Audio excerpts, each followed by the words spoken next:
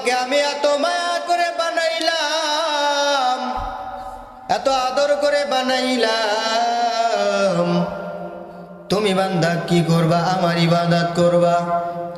এই যে দেখতেছো আসমান বানাইলাম, জমিন বানাইলাম, এই যে আসমানকে খাড়া রাখলাম খুঁটিবিহীন, জমিনকে বিছায়া দিলাম তোমাদের পায়ের নিচে।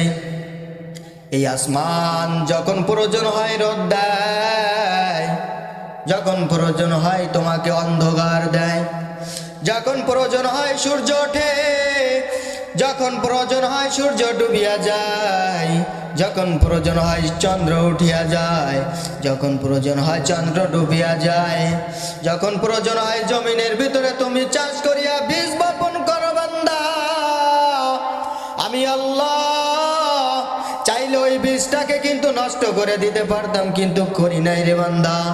কারণ আমি দেখি তুমি যখন খেতে যাও কষ্ট করিয়া, পায়ের মাথার গাম পায়ে ফেলে, যখন তুমি তোমার নিজের আয় উপার্জন করার জন্য যখন জমিনের চাষ দিতে থাকো, ওই জমিন কিন্তু আমার মালিকের দিকে তাকায় বলে, আল্লাহ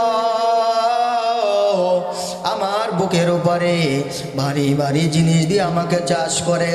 ও মালিক, আমার কোনো অভিযোগ নাই, অভিযোগ তো একটাই থাকবে, সেটা হলো তোমার বান্দা আমার বুকের উপরে ফসল ফলাইলো, সবই করিল, কিন্তু এমন একটা দিন আসবে, এমন একটা সময় আসবে, যেই সময় আমাকে এত ব্যবহার করলো, ব্যবহার করার পর তোমার মালিক তুমি যে দিনে 5 বার ডাকো, যখন তুমি জোরে ডাক দিলা হাইয়া আলাস সালাহ হাইয়া আলাল ফালাহ বলিয়া, এরপর ওই কৃষক বান্দা কিন্তু ওই জমিনের চাষের ভিতরে ব্যস্ত থাকে। আসর যখন চলে আসলো, তখনও কিন্তু ওই বান্দা বিভিন্ন কাজে ব্যস্ত থাকে। যখন মাগরিব আজান হইয়া গেল হাইয়া আলাস সালাহ হাইয়া আলাল ফালাহ, তখনও কিন্তু কাজের ওই বান্দা কিন্তু বিভিন্ন কাজের ভিতরে লিপ্ত থাকে। যখন ঈশা হয়ে গেল, তারপর ওই কাজে তারা লিপ্ত থাকে। যখন ফজর হয়ে গেল, ফজরে যখন মুয়াজ্জিন ডাক দেয় হাইয়া আলাস সালাহ হাইয়া আলাল ফালাহ বলিয়া, তখন কিন্তু ওই সমস্ত বান্দা ঘুমায়া থাকে। তুমি যে বলছো হে বান্দা, আমি তো তোদেরকে আমার একমাত্র ইবাদতের জন্য, আমার দাসত্ব করার জন্য বান্দা তোমাকে আমি বানাইলাম। বান্দা তুমি উঠিয়া যাও, উঠিয়া যাও, ফজরের আজান দিছে। বান্দা তোকে আমি জোরে ডাকলাম পাইলাম না, আসরে ডাকলাম পাইলাম না, মাগরিবে ডাকলাম পাইলাম না, তোকে আমি ঈশায় ডাকলাম পাইলাম না রে বান্দা, ওঠ আর ঘুমাস না। বান্দা যদি কখনো হুট করে উঠিয়া উঁচু করিয়া, ঠান্ডার সময় ঠান্ডা পানি দিয়া উঁচু করিয়া, ওই বান্দা যখন 2 রাকাত নামাজ পড়িয়া আমার আল্লাহর কাছে 2 হাত তুলিয়া, মালিককে জীবনে বহুত গুনাহ করেছি আর গুনাহ করব না, মাফ করিয়া দাও, মাফ করিয়া দাও, আমার আল্লাহ ফেরেশতাদের ডাকিয়া বলবে, ফেরেশতারা তাকায়া দেখ আমার বান্দা আমার থেকে মুখ ফিরাই নাই, আমার বান্দা দেখ ঠিকই কিন্তু আমার দিকে ফিরিয়ে আসছি। এই বান্দা তুই এমন ভাবে চলতে থাক, আমার ইবাদত করতে থাক, দুনিয়াতেও যদি কষ্ট হয় কিন্তু আখিরাতে আমি তোর জন্য বড় কিছু রাখবো বান্দা, টেনশন করিস না। এই জন্য আমার মালিকের শানে আমরা যত দূর দেখি যে বান্দা আমার মালিকের দিকে 1 বিঘা তাকায়, আমার আল্লাহ তার দিকে 2 বিঘা তাকায়। যে বান্দা আমার দিকে 2 হাত আগায়, আমার মালিক তার দিকে 4 হাত আগায়। যে বান্দা আমার দিকে হাঁটিয়ে হাঁটিয়ে আসে, আমি আল্লাহ তার দিকে দৌড়ায় দৌড়ায় আসি। আমার দয়ার মাওলা রে,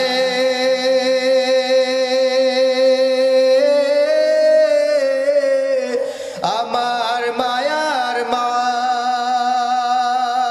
মাবুদ রে, কোথায় গেলে পাইব তোমার ঠিকানা, বুঝি আমি তো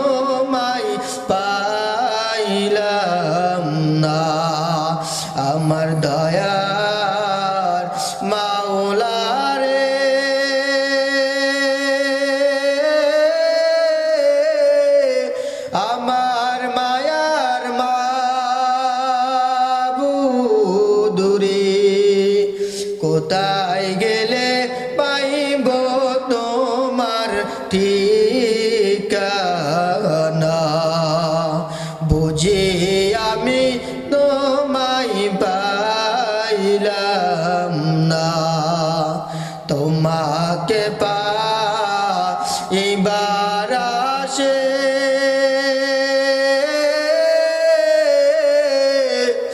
আসলাম আমি মসজিদেতে তোমাকে পাইবার আসে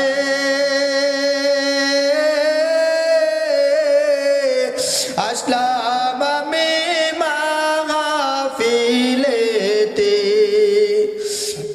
কেমন করে পাইব তোমার ঠিকানা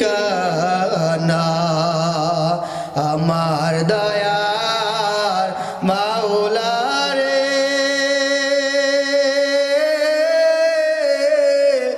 আমার মায়ার মাবুদ রে কোথায় গেলে পাইব তোমার ঠিকানা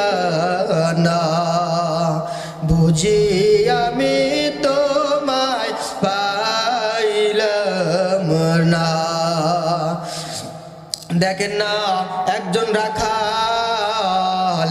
একজন রাখাল আমার মালিকের কতটা পাগল মুসা আলাইহিস সালাতু ওয়াস সালামের জামানায় মুসা আলাইহিস সালাতু ওয়াস সালাম পথে হেঁটে হেঁটে যায় আল্লাহর তাআলার সাথে দিদার করার জন্য ইতিমধ্যে একজন রাখালকে বলতে শোনে যে মালিক তোমাকে যদি আমি পাইতাম ও মালিক তোমাকে আমি গোসল করাইয়া দিতাম মালিক তোমাকে যদি আমি পাইতাম মালিক তাহলে আমি তোমাকে খাওয়াইয়া দিতাম আমার হাতে এই কথা মুসা আলাইহিস সালাতু ওয়াস সালাম শুনিয়া রাখালকে ডাকছে রাখাল এদিকে আসো মুসা আলাইহিস সালাতু ওয়াস সালাম কঠোর মিজাজের মানুষ ছিলেন মুসা আলাইহিস সালাতু ওয়াস সালাম বলতেছে এ তুমি কি বললা মুসা আলাইহিস সালাতু ওয়াস সালাম জিজ্ঞাসা করার সঙ্গে সঙ্গে বলতেছে জামানার নবী মুসা আমি বলেছি আমার মালিককে যদি আমি পাইতাম তাহলে আমার মালিককে আমি গোসল করাইয়া দিতাম আমার মালিককে যদি আমি পাইতাম তাহলে আমার মালিককে আমি খাওয়াইয়া দিতাম মুসা আলাইহিস সালাতু ওয়াস সালাম ধমক দিয়া বলল এ আহম্মক আমার মালিককে গোসল করে তুই কি আমার মালিক রে কি তুই গোসল করাইতে পারবি আমার মালিক রে কি তুই খাওয়াইতে পারবি মুসা আলাইহিস সালাতু ওয়াস সালাম এই ধমক খাইয়া রাখাল কাঁদতে কাঁদতে জঙ্গলের দিকে দৌড়াইছে আর বলতেছে আল্লাহ ও মালিক নবী পাঠাও তো দুনিয়ার ভিতরে তোমার সঙ্গে বন্ধুত্ব করায় দেওয়ার জন্য গুনাহগার বান্দাদের ডাকিয়া বলতেছে আল্লাহ ও মালিক তুমি তো নবী পাঠাইলা পয়গম্বরদেরকে পাঠাইলা কি করার জন্য গুনাহগার মানুষদেরকে সঠিক পথে আনার জন্য পাঠাইলা কিন্তু তোমার নবী আমার যখন দেখা হবে তোমার সঙ্গে যখন দেখা হবে তখন আমাকে তো পার্থক্য করিয়া দিল মুসা আলাইহিস সালাতু ওয়াস সালাম আল্লাহর সঙ্গে দিদার করতে চলে গেছে আল্লাহ তাআলার সঙ্গে দিদার সময় মুসা আলাইহিস সালাতু ওয়াস সালামকে ডাকিয়া বলতে হে মুসা তোমাকে আমি কিসের জন্য দুনিয়াতে পাঠাইলাম বলতেছে গুনাহগার মানুষদেরকে জান্নাতে পথ দেখাইবার জন্য পাঠাইছেন তোমাকে কিসের জন্য পাঠাইছি ইহদিনাস সিরাতাল মুস্তাকিমের পথ দেখানোর জন্য পাঠাইছি তাহলে তুমি কেন আমার বন্ধু যে ব্যক্তি আমার সঙ্গে সম্পর্ক আছে এই ব্যক্তিকে কেন আমার থেকে পৃথক করিয়া দিলা বলতেছে আল্লাহ আমি কিন্তু বুঝতে পারি নাই কোনোই কথা তখন বলতেছে তুমি আসার পথে যে রাখালের সঙ্গে দেখা এই রাখাল তো আমার অতি বড় বন্ধু আমার বড় মহব্বতের আমার বান্দা কেন তুমি আমার বান্দাকে আমার থেকে আলাদা করলা মুসা আলাইহিস সালাতু ওয়াস সালাম ব্যাক এসে ওই রাখালকে খুঁজতে যায় দেখে জঙ্গলের ভিতরে ওই রাখাল বসে আউ মাউ করিয়া কাঁদে ওই রাখালের কাছে যায়া বলতেছে ও রাখাল বল, তুমি তখন যে কথাগুলো বলছিলে আরো একবার বলো। তখন মুসা আলাইহিস সালাতু ওয়াস সালামকে বলতেছেন, ও জামানার নবী মুসা, আমার যখন আমার মালিকের সঙ্গে দেখা হবে তখনই তুমি আমার দেখার পথে বাধা দিছ, আর দেখা হয় নাই। তখন আমি কাঁদতে কাঁদতে জঙ্গলার ভিতরে চলে আসছি। ও জামানার নবী মুসা, ও জামানার নবী মুসা, তুমি আমাকে কেন বাধা দিলা? ও জামানার নবী মুসা, তোমাকে তো আল্লাহ জামানায় পাঠাইছে ওই গুনাহগার অন্ধকারের থাকা যেই লোকগুলা, এই লোকগুলাকে আলোর পথে আনার জন্য, জান্নাতের পথে আনার জন্য। তুমি কেন আমার বন্ধুর সাথে দেখা হবে এই সময় কেন বাধা দিছ? দেখবেন দুনিয়ার ভিতরে ছোট ছোট বাচ্চারা যখন ক্ষুধার যন্ত্রণায় কাঁদে, যখন ওই মায়ের যদি দুধ খাওয়াতে কেউ বাধা দেয়, দেখবেন ওই বাচ্চা কিন্তু আও মাও করিয়া কাঁদে। কারণ হলো ওই বাচ্চার কিন্তু পেটের ক্ষুধা কিন্তু নিবারণ হয় নাই। ওই বাচ্চা কিন্তু যতক্ষণ পর্যন্ত ওই মায়ের দুধ খাইতে না পারে অতক্ষণ পর্যন্ত কিন্তু আও মাও করিয়া কাঁদতে থাকে। ও দুনিয়ার মুসলমান, আজকে যেই মাদ্রাসার মাহফিল, এই মাদ্রাসা কিন্তু এমন একটা মাদ্রাসা যেখানে জান্নাতের পথ দেখানো হয়, যেখানে কোরআনের পথ দেখানো হয়, কোরআনকে দিলে ঢোকানো হয়। আমাদের অনেকের ছোট ছোট বাচ্চারা আছে যারা মাদ্রাসাতে পড়ে কিনা, যারা পড়ে তারা দেখবেন মাসকে মাস এই মাদ্রাসাতে পড়িয়া থাকে কিনা। অনেক ছাত্র আছে আমি দেখছি আমার পড়ার জীবনে যখন খুলনাতে পড়াশোনা শেষ করি, আমাদের গোয়ালখালী মাদ্রাসাতে এমন ছাত্র আছে যাদের মাও নাই কিন্তু বাবাও নাই। আমাদের যখন ঈদের সময় ছুটি হয়ে যায়, অনেক ছাত্র ভাই আমাদের সঙ্গে ছিল যারা কিন্তু বাড়িতে যায় না, ছুটির ভিতরে কিন্তু এই মাদ্রাসার ভিতরে থাকে। অনেক সময় দেখা যায়, ভাই তুমি কি বাড়ি যাবা না? বলে ভাই কিভাবে বাড়ি যাব? অনেকের মা আসে ওই গেটে তো অপেক্ষা করে মা নিয়ে যাবে, অনেকের বাবা আসে ওই গেটে দাঁড়াইয়া থাকে বাবা আসিয়া নিয়ে যাবে। আমাদের তো বাবা নাই, আমাদের তো মা নাই, আমরা মাহারা, আমরা বাবা হারা, আমাদের মা নাই বাবা নাই। আজকে যদি আমাদের মা থাকতো বাবা থাকতো তাহলে দেখা যাইতো ওই মা কিন্তু আমাদের নিতে আসতো। অনেকের ছাত্ররা আসে তার মা গালে তুলিয়া খাওয়াইয়া দেয়। ছোট ছোট বাচ্চারা দূরের থেকে দাঁড়াইয়া তাকাইয়া দেখে আর দুই চোখের পানি ফেলে, হাউ মাউ করিয়া পিলার জড়াইয়া দরিয়া কান্দে আর বলে, আল্লাহ আজকে যদি আমার মাই থাকতো, মাই আমাকে কিন্তু খাওয়াইতো। আজকে যদি আমার বাবাই থাকতো, আমার বাবা কিন্তু আমাকে নিয়ে যাইতো। হায় আল্লাহ, এই মাদ্রাসা তো কিন্তু অনেকে আছে মা হারা বাবা হারা, আর যাদের সন্তানরা এই মাদ্রাসাতে দেন দেখবেন তাদের সন্তান কিন্তু জান্নাতওয়ালা হবে। কারণ কোরআন যারা পড়ে কিয়ামতের ময়দানে এই কোরআনওয়ালার বাবাদের মাথায় কোরআনের ওসিলায় কিন্তু মুকুট পরাইয়া দিবে।